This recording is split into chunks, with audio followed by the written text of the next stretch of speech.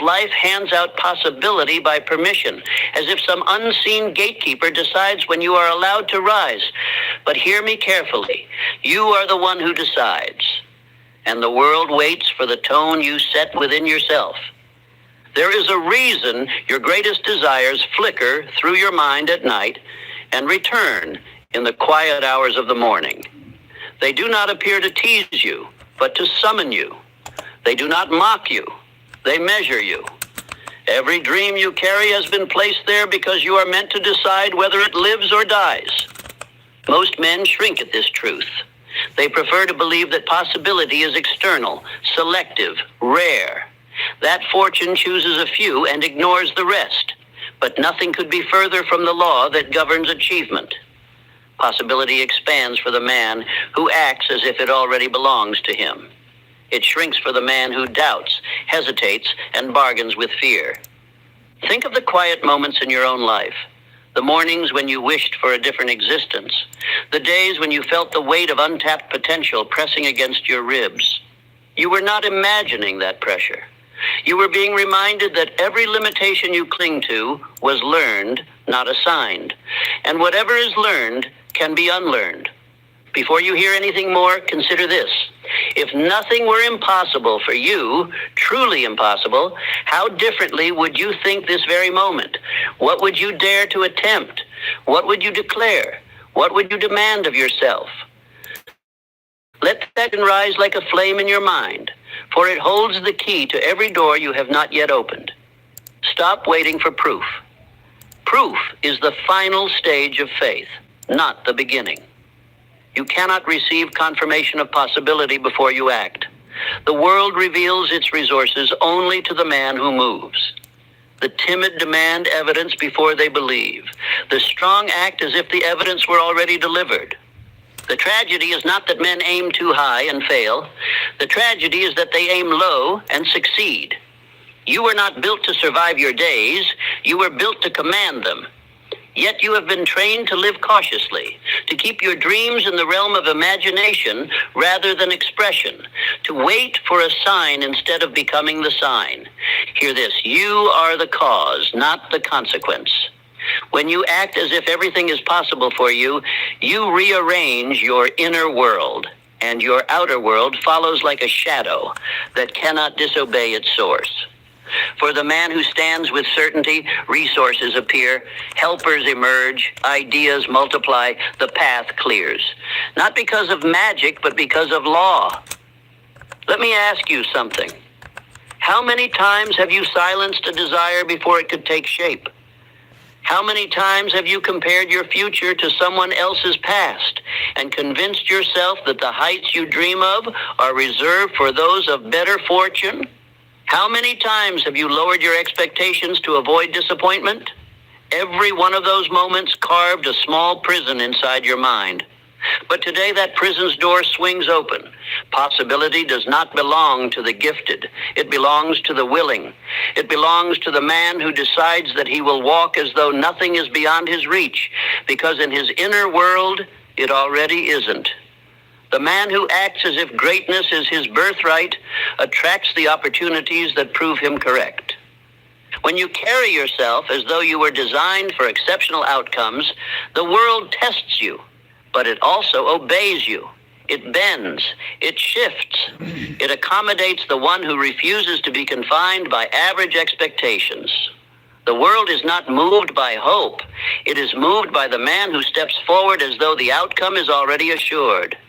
You have seen this truth in the stories of great achievement.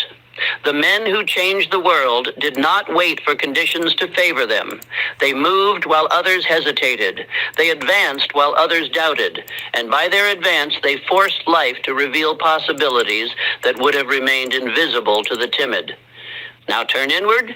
Think of the vision you carry, the one you seldom speak aloud because it feels too large, too unreasonable, too ambitious for the life you have known. That vision is not too large. Your thinking has been too small.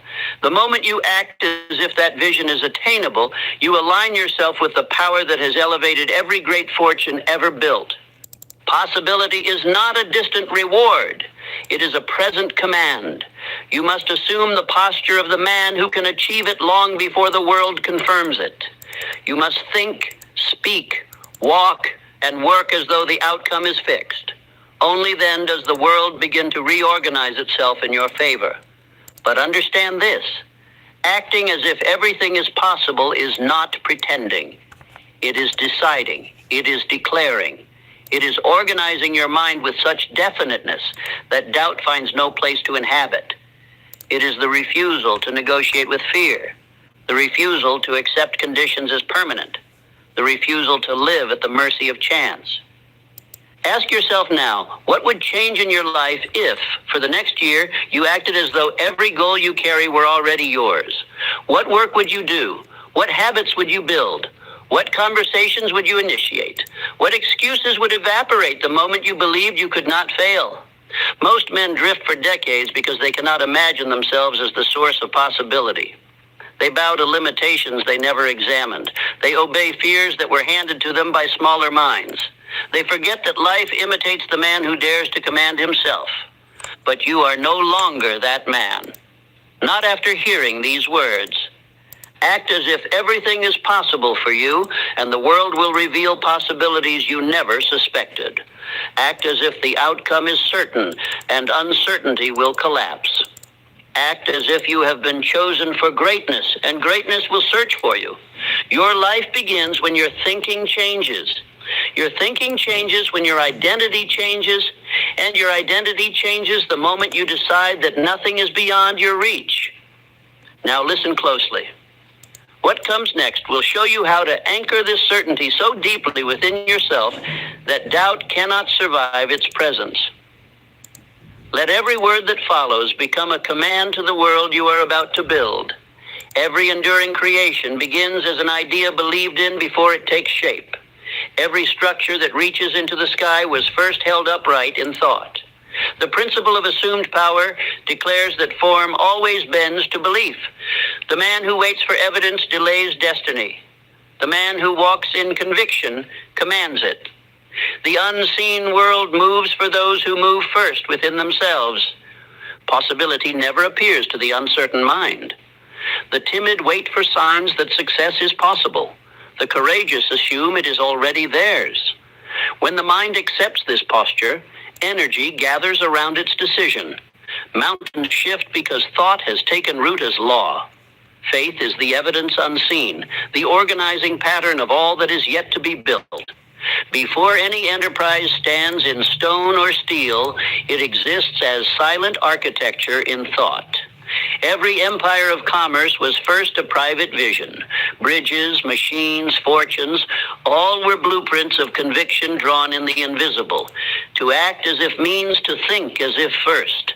A thought nursed with certainty becomes an order given to the universe, and the universe obeys. There is no magic in achievement. There is law. When belief hardens into fact within the imagination, the outer world begins its construction. The unseen serves the definite. The man who establishes his certainty builds a mold in the ether. Events pour themselves into that mold until result appears. This is why faith is the seed of evidence, not its result.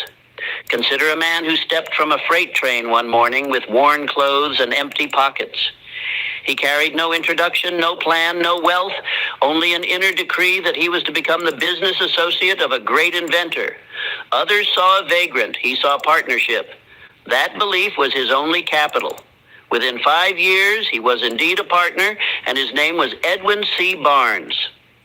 Barnes possessed nothing but an idea of himself. He refused to think of employment. He envisioned alliance. His thought was definite, his assumption unwavering.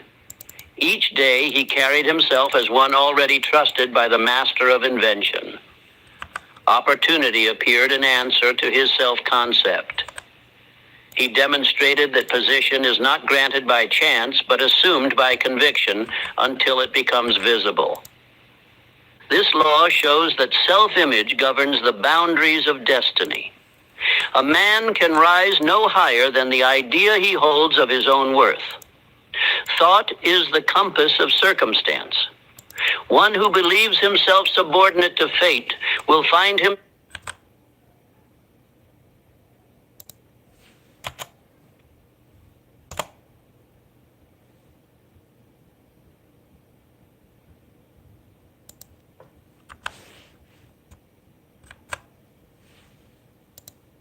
himself ordered about by it.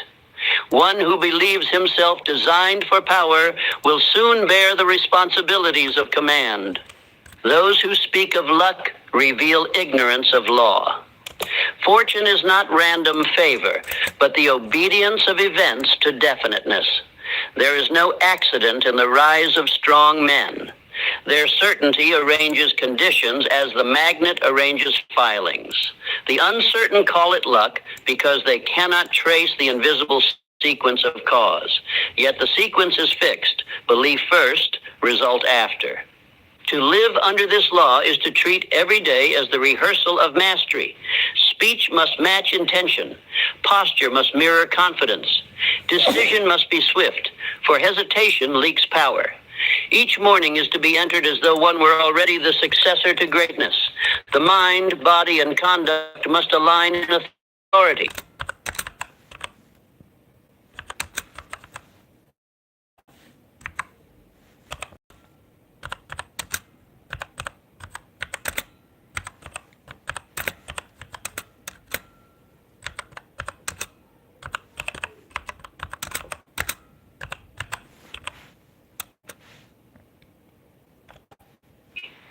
The world interprets these signals as evidence of capacity and responds accordingly. Definiteness gives direction to invisible forces. Without it, energy scatters into indecision.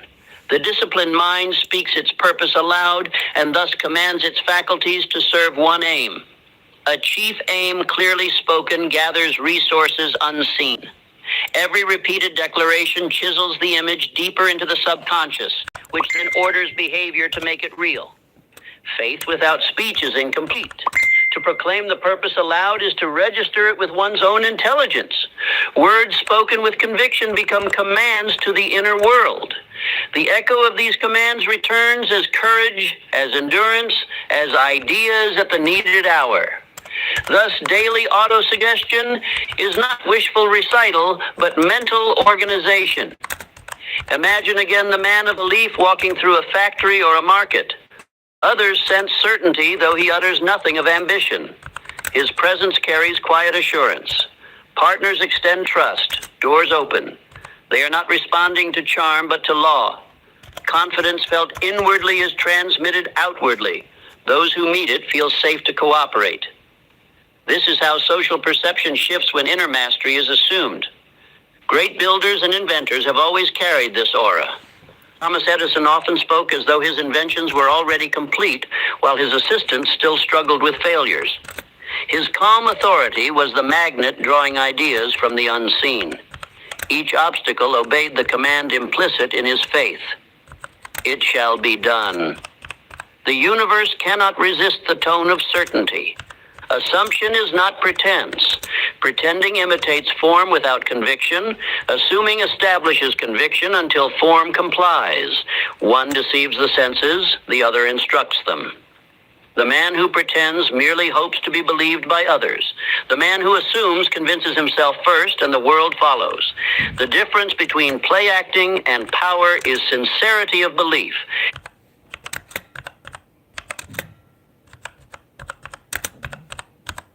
Every thought held with persistence becomes character.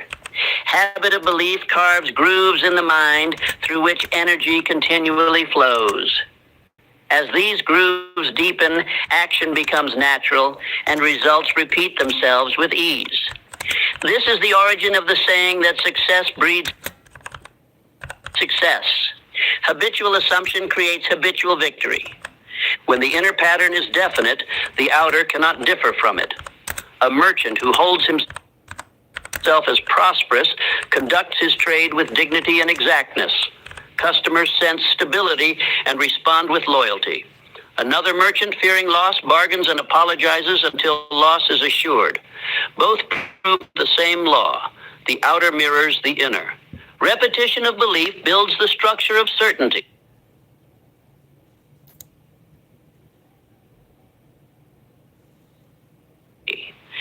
Each time a man holds fast to his vision amid contrary evidence, he strengthens the bridge between thought and reality. Weak men withdraw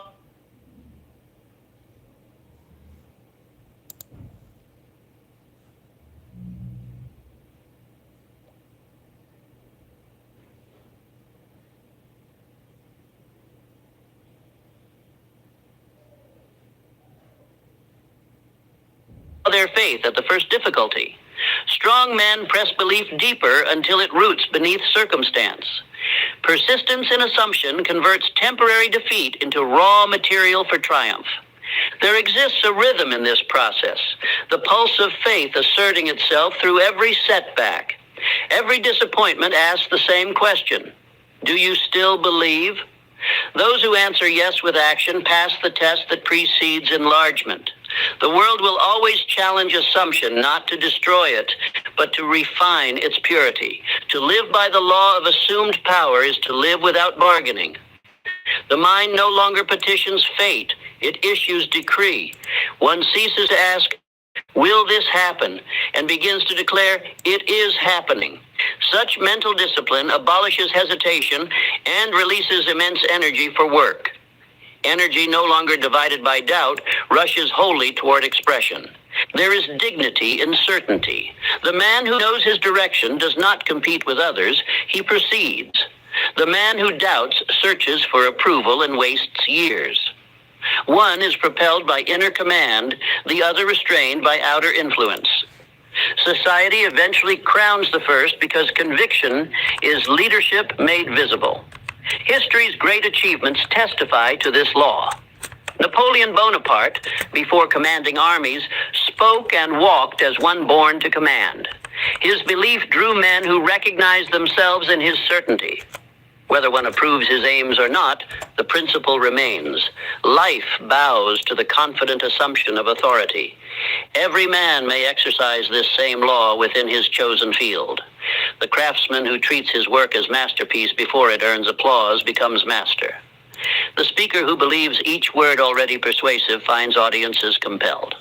The student who acts as if understanding is inevitable learns faster than one who studies with doubt. When assumption is complete, fear has no foothold. Doubt may knock, but it finds no open door. The mind, organized around a definite image, rejects contradiction as a healthy body rejects poison. This mental immunity is faith in maturity. It is the invisible armor worn by all who accomplish the impossible. Let the thought be repeated until it becomes conviction. Power precedes evidence. Success is not achieved and then believed. It is believed and then achieved. The order cannot be reversed. Every man walking the earth today is surrounded by the harvest of his own previous assumptions. His environment is the reflection of his inner decree. To correct circumstance, correct assumption. If poverty appears, change belief about wealth. If isolation persists, change belief about worthiness of companionship. The external will rearrange as surely as a mirror reflects a new gesture. This is not speculation, but the mathematics of mind. Each morning offers the opportunity to renew this posture. Stand tall, breathe with assurance, and let the mind rehearse its certainty. Speak the chief aim aloud until it vibrates with emotion. Every act, from the smallest decision to the largest enterprise, must proceed as though success were already guaranteed by law. An affirmation of this truth engraves it deeper.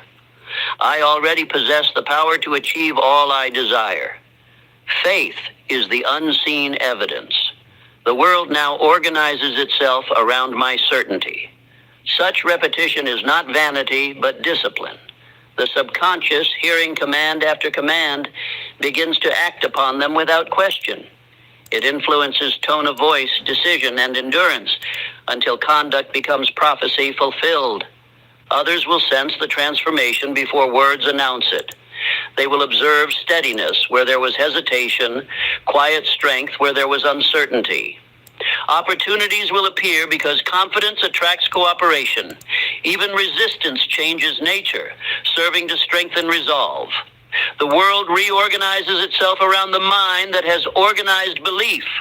The principle can be witnessed in any field. The leader who assumes his men will follow and shows them purpose is followed. The teacher who assumes students will learn teaches with vitality and sees comprehension awaken. The physician who assumes healing is possible ignites faith in the patient. The same invisible law operates through all. Let it be understood. What a man consistently assumes, he becomes. Thought held with persistence is destiny in progress. This is the law of assumed power, the unseen architecture of every triumph known to history. Those who master it cease to ask for permission from life. They declare purpose and move. Life, recognizing its commander, obeys. And thus the path is set. Faith first, evidence later, assumption first, manifestation after. All who live by this order rise beyond the reach of limitation, for they have discovered that possibility itself is but belief made visible. The conquest of circumstance begins with conquest of self. Before a man can rule his trade, his fortune, or his destiny, he must learn to rule his own mind. Dominion within is the throne from which all outer order is governed. Without this throne, ambition becomes confusion, and talent turns to waste. Self-mastery is the foundation of all achievement that endures. Most men live as servants to their moods. They rise when inspired and sink when discouraged. They move when praised and halt when criticized. Their energy depends upon weather, gossip, or the opinions of others. Such a man cannot act as if everything is possible, for he has not yet acted as if he rules himself.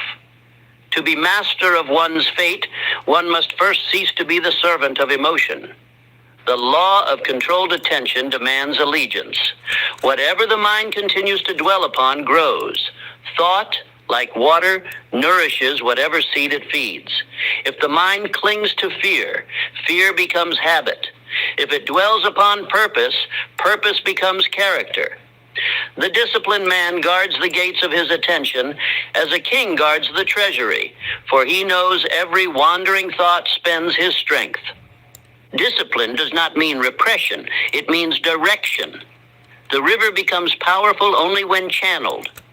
So it is with the mind. Scattered emotion evaporates. Concentrated emotion drives engines.